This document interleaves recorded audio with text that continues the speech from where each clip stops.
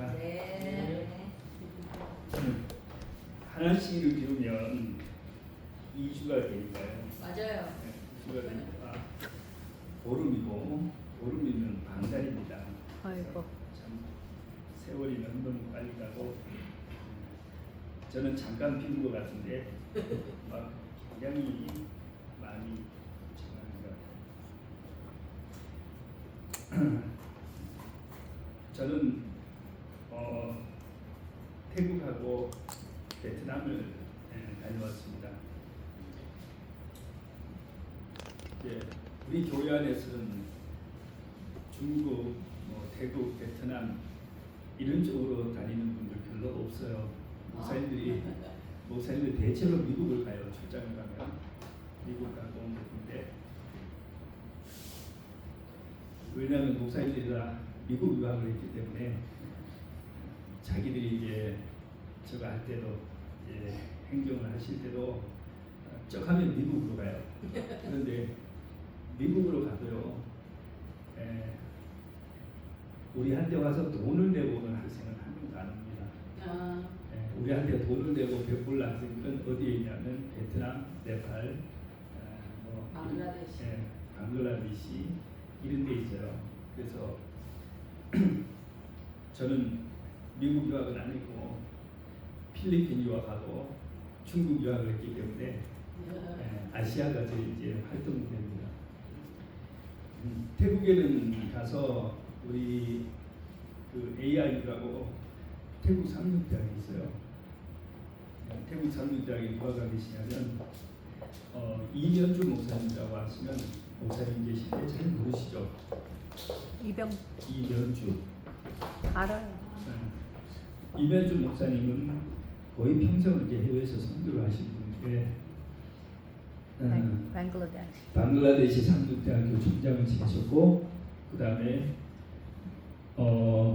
파키스탄 연합회장을 지내셨고 그리고 이제 은퇴를 하셨는데 은퇴를 하고 이제 그 태국에 있는 상륙대학교에 가서 이제 국제부를 맡아서 이제 외국 학생 모집 일을 하고 있어요. 이제 그분이 경험이 없으니까 저보고 빨리 와서 어떻게 하는지 좀 가르쳐 주라고.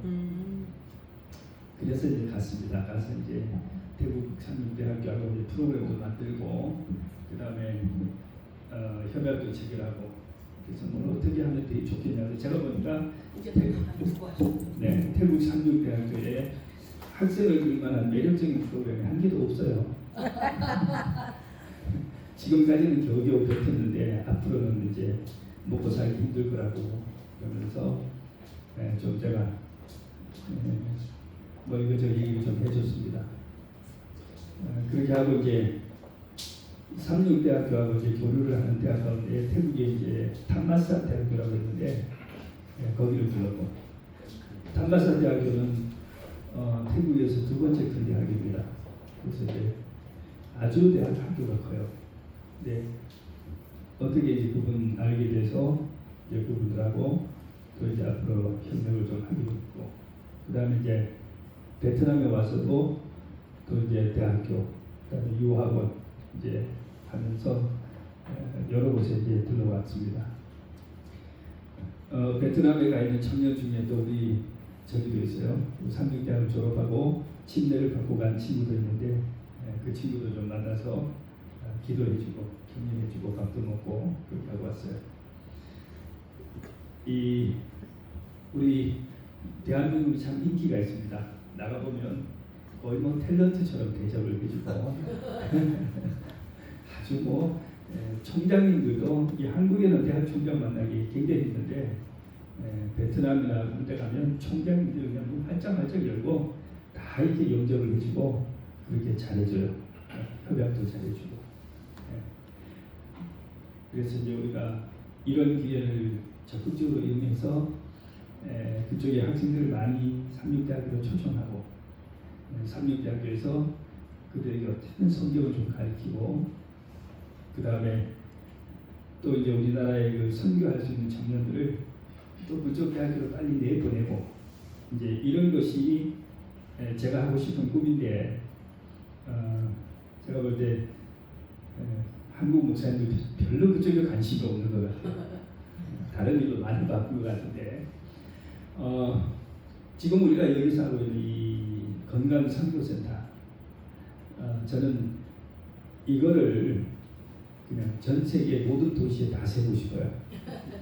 전 세계 모든 도시에 녹축 마사지 이거 하나만 가지고 가도 비즈니스도 되고 그 다음에 저기도 되고 선교도 되고 예전에는 영어 학원이 한국에서 한 30년 이상 이 한국 선교를 굉장히 큰 일을 했어요. 그렇죠. 근데 이제 한국이 잘 살고 나니까 영어를 배우는 태도가 아주 시금방져가지고 이제는 선교가 잘 안 돼요, 영어로. 근데 지금은 한국이 그쪽에 나가면 그 대접을 받고 있는 거예요. 한국어 센터가 막 우후죽순으로 얼마나 많이 생기고 한국어를 배우겠다는 사람들이 막 줄을 서 있는 거예요. 그래서 저도 갔더니 어느 학원에 한 10명 애들 모아놓고 얘들이 지금 한국어를 배우는 애들인데 얘를 상담하고 상륙대학을 이제 데려가라고 그래서 인터뷰를 하고 왔는데 굉장히 많은 사람들이 한국어 시험을 치고 한국을 오라고 그렇게 합니다. 상륙대학교는 네팔 학생이 지금 한 300명이 넘어요. 그런데 매 학기 그만큼 들어옵니다. 매 학기. 걔들 다 들어와서 한국어를 배워야 되거든요. 그래서 어쨌든 하나님께서 이제 과거에는 미국에 주신 선교의 문이 열렸는데 지금은 이제 한국의 선교의 문이 열렸습니다. 그래서 우리 청년들이 참 열심으로 기도하고 준비해서 그걸 좀 했으면 좋겠다 하는 생각입니다. 제가 네팔 우리 학생들하고 수업하는 사진도 좀 보여드리고 하면 좋은데 얼마나 청년들이 이 청년들은 대부분 힌두교예요. 95% 이상 힌두교 청년들인데 얼마나 선생님을 좋아하고 잘 따르고 그냥 열심히 공부하고 그렇게 할지 몰라요. 맞아요. 앞으로 이제 다음 학기에는 네팔 학생들이 와서 안치학교 순서를 좀 쓰고 할 수 있겠습니다.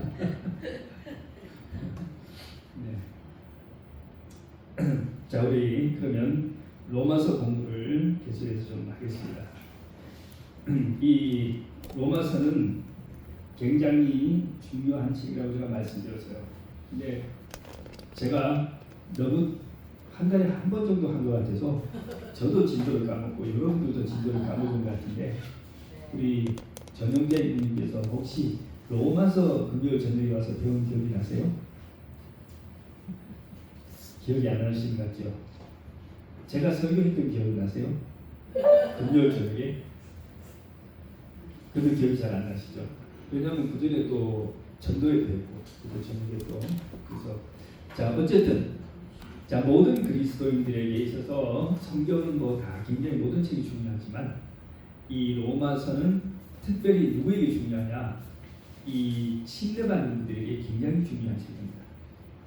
침례받는 분들. 뭐든지 뭐가 좀 중요하냐면 그 기초 인문이 제일 중요해요. 수학, 영어, 국어 뭘 배우든지 뭘 잘해야 돼요? 기초 인문을 잘해야 돼요. 제가 영어 학원에 있으면서 학생들 이제 그 영어 지도를 해봤는데 아무리 영어를 이제 못하는 애들은 셋 중에 하나입니다. 첫째는 머리가 원래 나빠서 안 되는 애. 걔는 아무리 해도 소용이 없어요. 그런 애는 학원에서 걸러내야 됩니다. 두 번째는 워낙에 공부를 싫어하고 뭐라고 공부를 너무너무 안 해가지고 영어를 못하는 애. 그런 애는 맞아야 되는 거예요. 그 다음에 세 번째는 나름 한다고 열심히 하는데 성적이 안 올라가는 애가 있어요. 잘 해야지 하고 열심히 하고 막 하는데 성적이 안 올라가는 애는 뭐가 문제예요? 머리가 나빠? 아니 머리 나쁜 애 처음에 했고 기초가 안 되네. 구구단을 안 해온 애를 나눗셈을 가리키면 덧셈을 안 된 애를 뺄셈을 가리키면 될 거야 안 될 거야? 아무리 해도 안 되는 거예요. 단계가 있는 거예요. 그래서 그리스도인 생활도 그리스도인 신앙의 믿음의 성장도 뭐가 있어요? 이 단계가 있어요. 그 중에서도 1분 처음 들어올 때 제일 중요합니다. 근데 여러분 보세요. 어떤 사람이 그 사람을 교회로 인도했느냐 한번 보세요. 딱 그 사람처럼 하죠. 어떤 신자가 맨날 정각 9시 반에 교회를 오지 않고 우리는 10시에 오지 않고 10시 반이나 11시쯤 오는 교인이 어떤 다른 사람을 교회로 인도하면 그 사람은 항상 몇 시에 와요? 11시. 11시 교인이 되는 거예요. 그죠? 교회 봉사도 잘하고 막 열심히 하는 분을 따라서 교회를 오면 뭐예요? 그 사람도 열심히 해요. 우리 제가 전형적인 모습을 보니까 김혜리 집사님 따라와서 금요일 저녁에 꼭 바꾸고 오시는 것 같아요. 근데 금요일 저녁에 저녁 교회를 안 오는 분을 따라 교회를 다니기 시작하면 그분은 안 오죠. 예.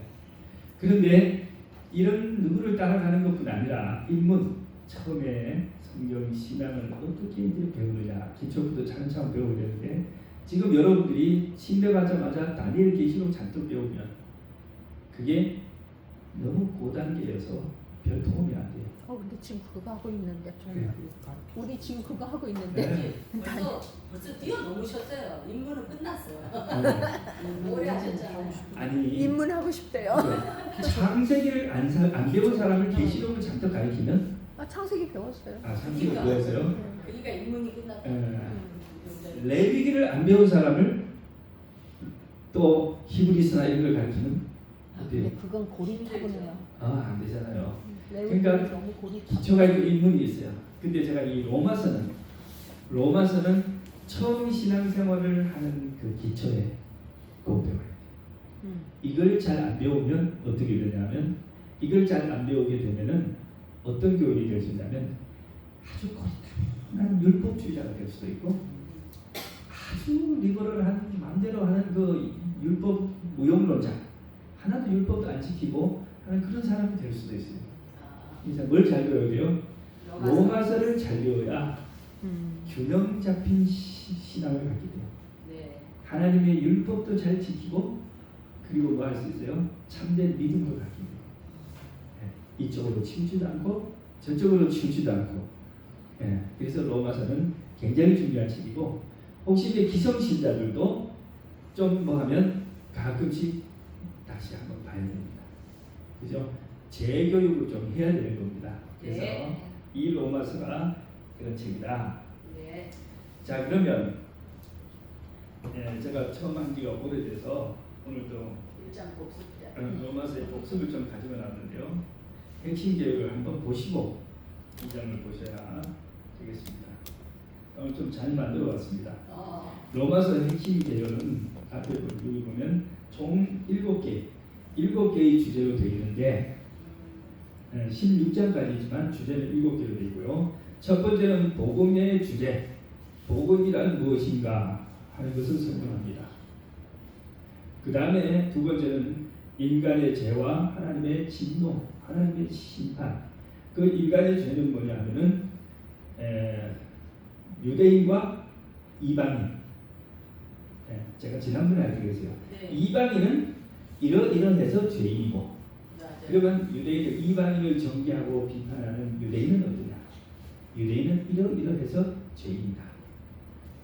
이방인도 죄인, 유대인도 죄인이다.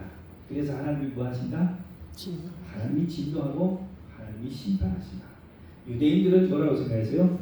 우리는 심판 안 받네. 우리는 심판 안 받지롱. 안 받지.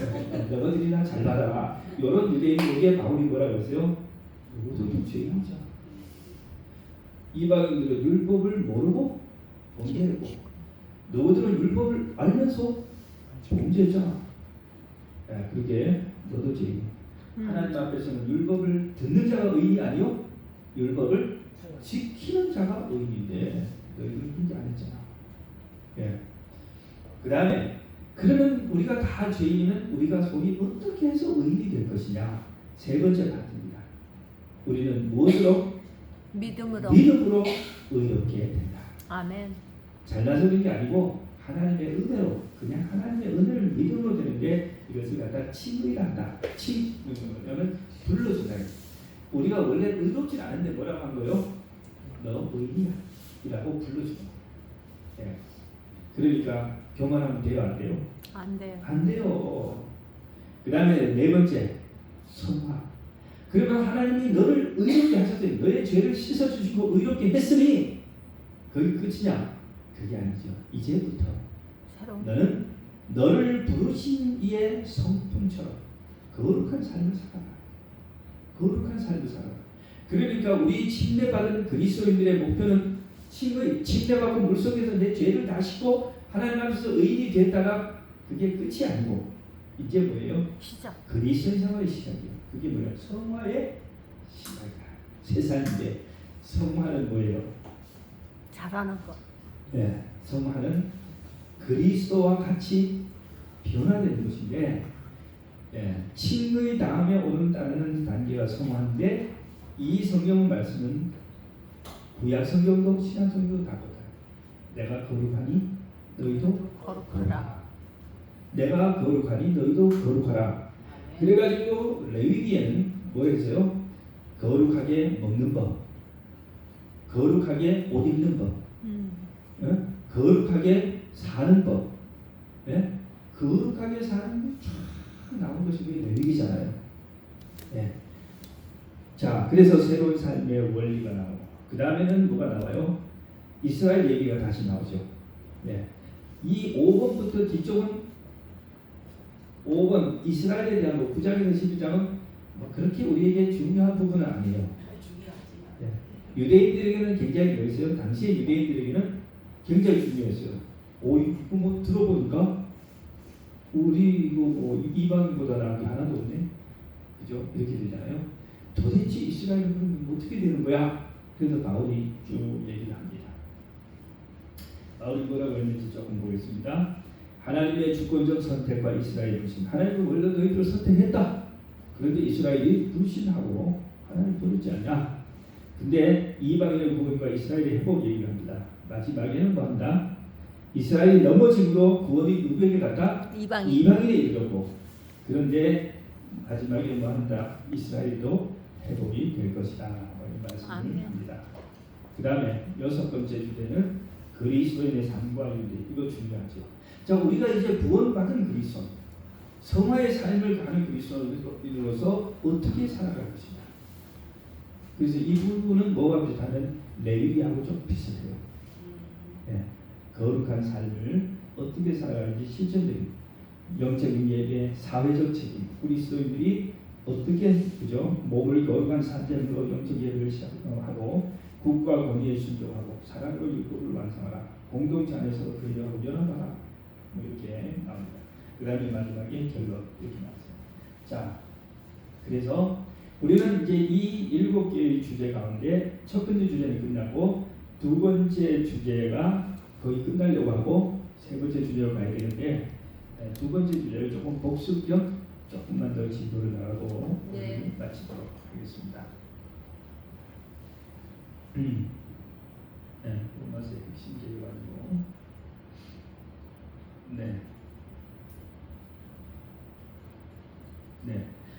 이걸 보시면 지난번에 했던 것이 조금 생각이 날 겁니다. 자, 하나님이 진노하셨다 하셨는데요. 첫 번째 뭐가 나왔다고요? 이방인의 죄. 자, 이방인의 죄는 그죠? 참 우리 주변에 우리가 흔히 보는 죄입니다. 하나님을 알만한 것이 그들 속에 보였음에도 불구하고 뭐 하지 않았다? 믿지 않아. 하나님을 그렇게 믿고 그분에게 마땅한 영광을 돌리지 않았습니다. 하나님이 자신을 어떻게 계시하셨어요? 여기에 보면 일반 계시라 그러는데 일반 계시는 뭐냐면 일반인들도 알아볼 수 있는 하나님의 계시라예요. 자, 천연계, 자연계를 잘 들여다보면 누구를 알 수 있어요? 하나님, 창조주. 자연계를 보면은 여호와 하나님이라는 글자는 안 보이지만 참 희한하네. 어떻게 그렇게 신비하고 조화롭고 통일되고 완전하고 그렇잖아요, 그죠? 그런 모습을 보면서 우리의 경외감을 가지고, 그리고 하나님의 창조의 존재에 대해서 깨닫게 된다, 그죠? 인류의 역사, 선과 악의 투쟁의 역사를 보면서 그 다음에 어머니와 아버지의 사랑을 통해서 뭘 알아요? 하나님의 사랑을 배울 수 있게 되고 도덕심 양심을 주셔서 무엇이 옳은지 그른지 여러분 교회 안 다니는 사람도 무엇이 옳은지 그른지 알아요 몰라요? 알아요. 알지요. 알아요. 그러니까 그 사람들도 나쁜 짓을 할 때 양심이 어때요? 불평해요. 그러니까 여기 성경에 뭐요? 핑계하지 못하시느라. 이게 뭐냐면 하나님과 하나님의 뜻을 알아볼 수 있는 계시, 일반 계시를 모든 일반인에게 공개해놨어요. 그러니까 이방인이 무슨 핑계래요? 아유 나는 성경을 못 봐서 나는 교회가 옆에 교회가 없어서 나는 이렇게 죄를 많이 지었습니다. 용서해 주세요. 나는 몰라서 이 말을 할 수 있어 없어요? 할 수 없어요. 왜요? 인간의 행위의 99%는 이미 무엇이 옳은지 그른지를 다 양심에 다 기록해놨어요. 그렇기 때문에 몰라서 내가 그날 나쁜 짓을 내가 몰라서 남의 돈을 훔쳤습니다. 거짓말을 했습니다. 이런 것이 통하지가 않아요. 이방인도 뭐 한다는 거예요? 이방인도 심판한다는 거예요. 자, 인간이 타락했는데 여기 쭉 나오죠. 하나님 알기에 영화롭지 않고 감사하지도 않고 생각이 허망해져서 마음이 어두워졌다. 그리고 마침내 뭐에 빠져요? 우상숭배에 빠졌다. 여러분 우상숭배와 진화론은 똑같은 거예요. 우상숭배와 진화론은 우상숭배는 하나는 좀 미신적이고 진화론은 매우 현대적이고 과학적인 것처럼 시대에 따라서 옷은 바꿔 입었지만 내용은 똑같아요. 하나님이 창조하지 않았다는 거예요. 네. 그죠? 하나님이 창조하지 않았고 인간은 원래 뭐라는 거예요? 인간은 원숭이. 원래 하찮은 미물이라는 거예요. 그래서 자 보세요. 이게 뭡니까? 진화론이죠. 이 진화론은 인간을 하나님의 형상으로 창조됐다는 것을 부정해요. 그렇게 하고 인간의 원래가 어디서 왔다는 거예요? 인간이 그죠? 저런 돈, 그죠? 아메바, 집신벌레, 유골레나 종벌레 뭐 이렇게 하면서 단세포 아메바로부터 이렇게 해가지고 인간이 됐다. 그래서 이 진화론을 신봉하는 사람들은 진화론을 믿는 사람들은 다른 사람들의 얼굴을 들여다볼 때 무슨 생각을 해요? 아유 원숭이 잘생겼네. 아유 저 원숭이 잘생겼네. 이렇게 본다는 거예요. 아니 하나님의 형상으로 만든 인간을 쳐다보면서 저 원숭이 잘생겼네. 그렇죠? 자, 그러면 우상숭배는 뭘까요? 우상숭배는 뭐예요? 우상숭배 밑에 보면 전부 다 대체로 뭘로 만들어요? 다 짐승의 형상과 그죠? 코끼리의 코가 막 그죠? 사람 코끼리가 아닌 것이 사람도 아닌 것이 막 그런 것도 있고 예, 소며 온갖 짐승들 뭐 벌레며 뭐 하여튼 기어다니는 거며 그죠? 그런 것을 다 뭐였어요? 우상을 만들어서 그것을 흠모하고 외경하고 숭배하고 묵상하고 그렇게 하니까 인간이 그렇게 저급해지는 겁니다. 인간의 형상이죠. 아메바, 종벌레, 유골레나 이런 것들이 우리의 뭐다? 조상. 우리는 여기서 왔다 이거죠. 여기에 무슨 도덕이 있습니까? 여기에 무슨 사랑이 있습니까? 여기에 무슨 뭐 가치관이 있습니까? 그죠? 근데 우리가 여기서 왔다고 하면 우리도 이 수준밖에 안 되는 거죠. 그래서 우상숭배와 진화론은 뭐예요? 겉으로는 하나는 굉장히 진보 발전된 과학적인 형태를 하고 있고 하나는 그러면 옛날 개개보 미신 같지만은 실제로 하는 짓은 똑같은 일을 하는 거예요. 자, 하나님이 그렇게 고의적으로 한 사람들, 네. 아이고 여기 문제가 생겼고 하나님께서 이렇게 고의적으로 저거 한 사람들을 진리를 거절한 사람들을 뭐 하셨다? 하나님 어떻게 하셨을까요? 심판. 아이고 죄송합니다.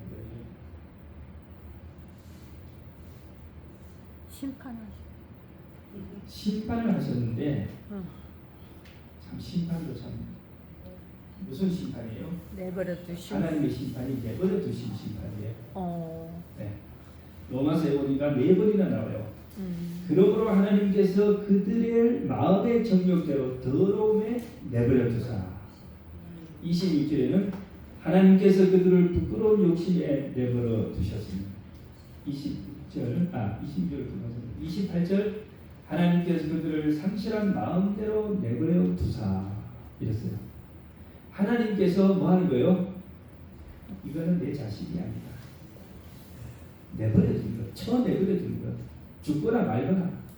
그죠? 이게 하나님의 심판인 거예요. 하나님의 심판.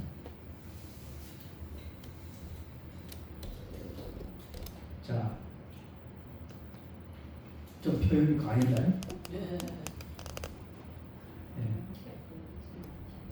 자, 하나님이 가장 무서운 심판은 뭐냐면은 내버려 두심인데 죄를 그대로 뭐 하는 거예요?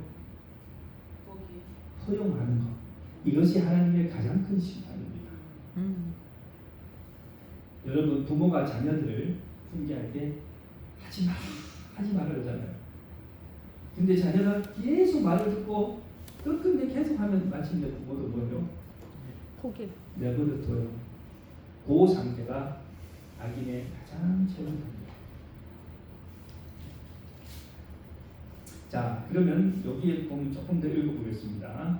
그러므로 하나님께서 그들의 마음의 정욕대로 더러우면 내버려 두사 그들의 몸을 서로 욕되게 하셨으니 이 말은 뭐냐면 성적 타락을 말하는 겁니다.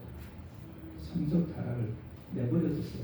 마음의 정욕대로 더러움에 내버려 두셨다. 26절 이 때문에 하나님께서 그들을 부끄러운 욕심에 내버려 두셨으니 곧 그들이 여자들도 순리대로 쓸 것을 받고 영리로 쓰며 그와 같이 남자들도 순리대로 여자 쓰기를 버리고 서로 향하여 음욕이 부를 듯하며 남자가 남자로 더불어 부끄러운 일을 향하여 그들의 그릇 때문에 상당한 보응을 그 자신이 받았던가. 이건 뭘 말하는 거예요? 동성연. 네, 동성연애. 동성연애까지 가는데 하나님이 뭐 했다는 거예요? 말 안 들으니까 내버려뒀다. 그랬더니 뭘 받았어요? 동성연애 하면 무슨 병이 생겨요? 에이즈. 에이즈뿐 아니라 저기가 지금 이 동성애 얘기를 참 조심해야 돼요. 동성애 얘기를 공개적으로 저처럼 이렇게 전개를 하고 비판을 하면 요즘은 다 고소당해요. 고백하네요. 한국대학교도 그거를 못 가르치게 해요. 네. 세상이 참 이상해졌죠. 근데 그래서 남자 동성애 하는 사람들을 뭐 우리가 대단히 뭐 존중하고 막 그죠? 대접을 해야 되고 배려를 해야 된다고 하는데요. 남자 동성애 하던 사람들 얘기를 이렇게 읽어보니까 그렇게 대접을 받을 만큼 고상한 그 동성애를 하는 게 아니에요. 아주 지저분해. 아주 지저분해. 네. 그러니까 말로 표현할 수 없을 만큼 지저분한. 그러니까 그게 보호받고 존중받을 것이 아니에요. 자, 그거는 완전히 사단이 인간을 완전히 뭐했어요? 인간의 정욕을 완전히 지배해가지고 헤어날 수 없게 만들어 놓은 상태예요. 그 다음에 보겠습니다. 또한 그들이 마음에 하나님 두기를 싫어하며 하나님께서 그들을 상실한 마음대로 내버려 두사. 여기도 나왔죠. 합당치 못한 일을 하게 하셨으니 모든 불의, 추악, 탐욕, 악의, 시기, 분명, 살인, 시기, 악독 모든 거 쭉 나옵니다. 네. 자, 이것이 뭐다? 이방인들의 죄다. 성경이 말하는 이방인들의 죄다. 그 다음에 이제 누구 죄가 나올 차례요? 유대인들의 죄. 유대인들은 하나님을 잘 알고 성경책을 가지고 있는 민족이잖아요. 하나님을 믿고 안식일에 예배하는 민족. 네. 그래서 우리는 좀 약간 유대인 쪽, 그죠? 이런 입장입니다. 그러므로 남을 판단하는 사람아, 이게 뭐예요? 유대인아. 너는 진리를 가졌다고 생각해서 이방인보다 자신이 뭐라고 생각하는 사람? 잘났다. 네, 낫다고 생각. 그래서 다른 사람을 좀 판단할 수 있다고 생각하는 이 사람아. 누구를 막론하고 내가 피하지 못할 것은 남을 판단하는 것으로 내가 너를 뭐한다? 정죄하니. 판단하는 내가 같은 일을 행합니다. 요 위에 읽었던 이 죄들이 이방인에게만 있나요? 여기 보면 불의, 추악, 탐욕, 악은, 시기, 살인, 분쟁, 사기, 악독, 수군, 비방, 능욕, 교만, 자랑, 악, 이거 이방인에게만 있나요? 아니요. 교인들 안에도 있잖아요. 맞아요. 그러니까 우리도 뭐예요? 남을 판단하는 그걸로 우리가 같은 일을 행한다 이거예요. 이런 일을 행하는 자에게 하나님의 심판이 진리대로 되는지 우리가 알아. 이런 일을 행하는 자를 판단하고도 같은 일을 행하는 사람. 이게 지금 뭐예요? 유대인들에 대한 명칭이 바뀌었죠. 처음에는 남을 판단하는 사람아 이랬거든요. 이번에는 이런 일을 행하는 자를 판단하고도 같은 일을 행하는 사람아. 우리 그리스도인들을 부르는 바울이 오늘 오시면 우리를 이렇게 부를 수 있어요. 그죠? 네. 이런 일을 행하는 자를 판단하고도 같은 일을 행하는 사람아. 내가 하나님의 심판을 피할 줄로 생각하느냐. 그죠? 또는 여기 지금 장로교육을 잘 들어야 돼요. 내가 하나님의 인자하심이 너를 인도하여 회개케 하심을 알지 못하여. 여기 뭐냐면 그의 인자하심과 용납하심과 길이 참으심의 풍성함을 멸시하느냐. 그죠? 하나님이 뭐 하실 테니까? 하나님이 용서해 주실 테니까 어차피 율법을 지켜 구원받는 거 아니니까 좀 하고 싶은 일을 하자. 해보자. 계속 하자. 이게 바로 이거예요. 네? 그분의 참으심, 인자하심과 용납하심과 길이 참으심의 풍성함을 멸시하느냐. 내가 오늘 이 나쁜 짓을 한번 한다고 해서 하나님이 뭐 나를 뭐 하냐? 오늘 날 당장 죽이거나 벌하지 않을 텐데 그냥 뭐 하고 좀 내 정욕대로 하고 저녁에 집에 가서 뭐 하자? 회개하자. 그게 바울이 우리 그리스도인의 마음을 너무 잘 알죠. 정확하게 묘사했어요. 예.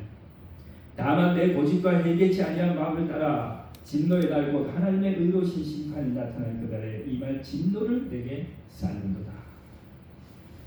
하나님께서 각 사람에게 그 행한 대로 보응하신다. 그랬어요. 자, 여기 보시면 참고 선을 행하여 영광과 존귀와 썩지 아니함을 구하는 자에게 영생으로 하시고 오직 당을 지어 진리를 따르지 아니하고 불의를 따르는 자에게 진노와 분노로 하시리라. 악을 행하는 각 사람의 영에게는 환난과 공고가 있으니 먼저는 유대인에게요 그 다음에는 헬라인에게. 선을 행하는 각 사람에게 영광과 존귀와 평강이 있으려니 먼저 유대인 그리고 헬라인에게. 이는 하나님의 외모로 사람을 취하지 아니하시리라. 나쁜 짓을 하고 악을 행하는 사람은 환난과 공고가 있고 심판이 있는데 유대인과 헬라인이 마다 똑같다 이거예요. 선을 행하는 사람의 영광과 존귀와 평강이 있는데 그것도 똑같다는 거예요. 기독교인과 이방인이 똑같다는 겁니다. 자, 그러면 유대인들은 율법을 지킨다고 애를 많이 썼는데 그러면 율법으로 그러면 어떻게 구원 받을 수 있고 혜택이 좀 없느냐? 그러니까 말사가 말하기를 율법이 없이 범죄한 자는 이방인들이죠. 율법 없이 망하고 율법이 있고 범죄한 자는 율법으로 심판을 받으리라. 하나님 앞에 율법을 듣는 자가 의인이 아니요 율법을 행하는 자라야 의롭다 하심을 얻으리니. 그리고 이제 바로하고 뭐가 돼 있어요? 율법 없는 이방인. 그러니까 성경책을 어릴 때부터 한 번도 본 일이 들은 일도 없는 사람은 그러면 그 사람이 심판을 안 받겠네요. 그러니까 바울사도가 뭐라고 그랬어요?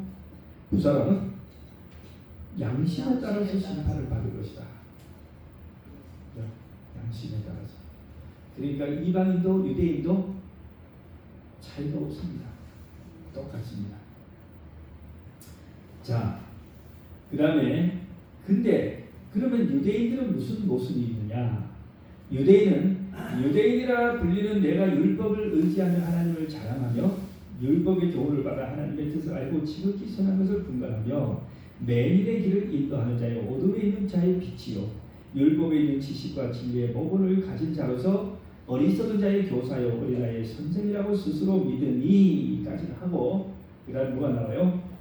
그러면 다른 사람을 가르치는 내가 내 자신을 가르치지 않느냐? 도둑질하지 말라 선포하는 내가 도둑질하느냐? 간음하지 말라는 내가 간음하느냐? 우상을 가진 여기는 내가 신적 물건을 도둑질하느냐? 율법을 자랑하는 내가 율법을 범함으로 하나님을 욕되게 하느냐? 기록된 바와 같이 하나님의 이름이 너희 때문에 이방 중에서 모독을 받는다. 네, 참 우리 율법을 가진 그리스도인들에게 참 엄숙한 말씀을 하신 겁니다. 자, 그러면 이제 할례 얘기가 나오는데 할례 얘기는 여러분들이 잘 아시죠? 우리 전용자 이모님만 잘 모르시겠죠? 네, 할례는 남자들이 요즘 병원에서 하는 포경 수술이에요. 근데 이거를 유대인들이 과거에도 했어요. 포경 수술이 굉장히 중요한 위생적 효과가 있죠. 근데 그 당시만 해도 그런 걸 몰랐어요. 그리고 뭐가 없었냐면 당시에만 해도 마취가 없었으니까 생살에다가 그 포경 수술을 해야 되니까 칼도 얼마나 무디겠어요. 그러니까 보통 고통스러운 게 아닌데 이걸 할례를 해요. 왜 했을까요? 하나님의 명령. 하나님 명령이요. 이스라엘 백성 중에 할례를 하지 않으면 남자가 이스라엘 백성에서 흩어진다고 하니까 그치 없이 이 결혼 할례를 했던 거예요. 근데 이게 유대인의 표인 거예요. 유대인의 표. 구원받은 표. 하나님의 백성의 표. 네, 그랬어요. 그러니까 이 사도 바울 시대에는 유대인들이 이방인들 뭐라고 생각했어요? 할례를 안 받은 사람 아주 가증하게 더럽히고 있어요. 이게 참 사람이 참 이상해요.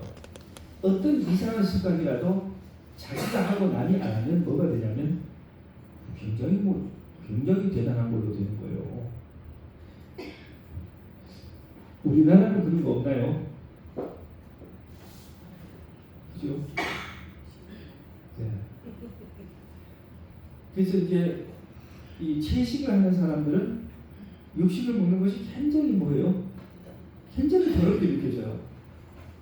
그리고 이슬람 교도들을 만나면 돼지고기를 너무너무 더럽게 생각하는 거야.